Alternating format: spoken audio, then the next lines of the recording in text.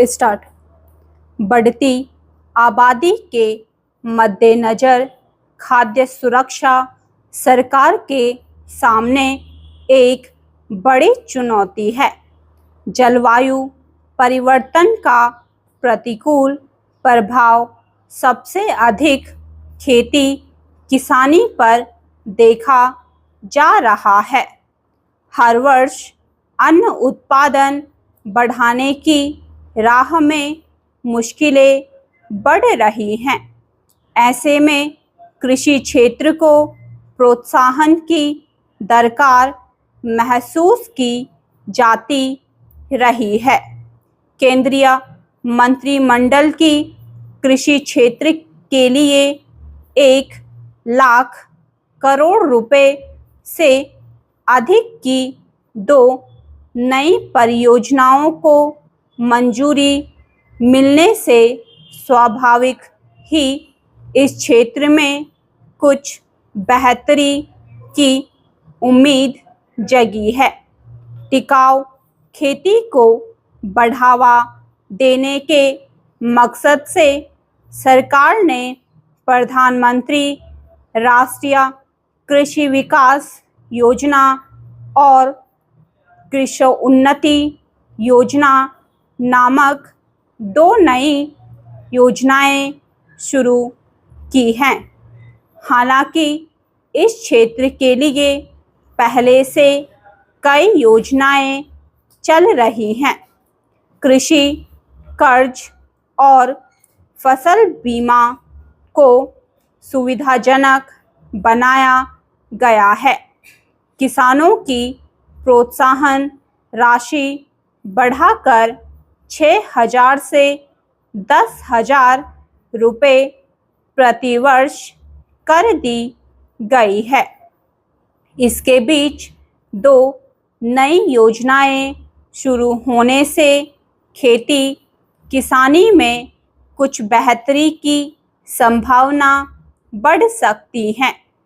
सरकार ने इस वर्ष तक किसानों की आमदनी दोगुनी करने का वादा किया है। वह वादा पूरा तो नहीं हो पाया, पर कुछ तरक्की के संकेत जरूर मिले हैं। देखना है नई योजनाएं इस वादे को पूरा कर पाने में कितनी और कहां तक मददगार साबित होती हैं। सरकारी दावों के बरक्स जमीनी हकीकत कुछ अलग हैं। स्थिति यह है कि खेती लंबे समय से घाटे का उद्यम बन चुकी है। बहुत सारे क्षेत्रों में सिंचाई की उचित सुविधा उपलब्ध नहीं है। वहाँ किसानों की मानसून पर निर्भरता है। फिर खेती में लागत काफ़ी बढ़ गई है। बीज और कीटनाशकों आदि की कीमतें बहुत सारे किसानों की पहुंच से बाहर हो चुकी हैं। फसलों के उचित दाम नहीं मिल पाते। लागत और लाभ में काफ़ी अंतर है।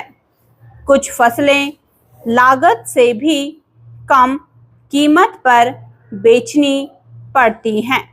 सरकार हर वर्ष न्यूनतम समर्थन मूल्य की घोषणा तो करती है, मगर उस कीमत पर अनाज बाजार में नहीं बिक पाता। बिचौलिए उससे काफ़ी कम कीमत पर फसल खरीदते हैं।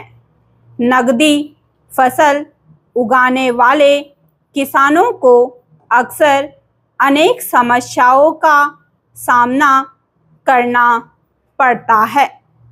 कभी मौसम की मार से फसलें चौपट हो जाती हैं तो कभी बाजार में उतार और मांग कम होने के कारण उन्हें औने पौने दाम पर फसल बेचनी पड़ती है। हर वर्ष किसानों को प्रतिरोध में फसलें सड़कों पर फेंकते देखा जाता है।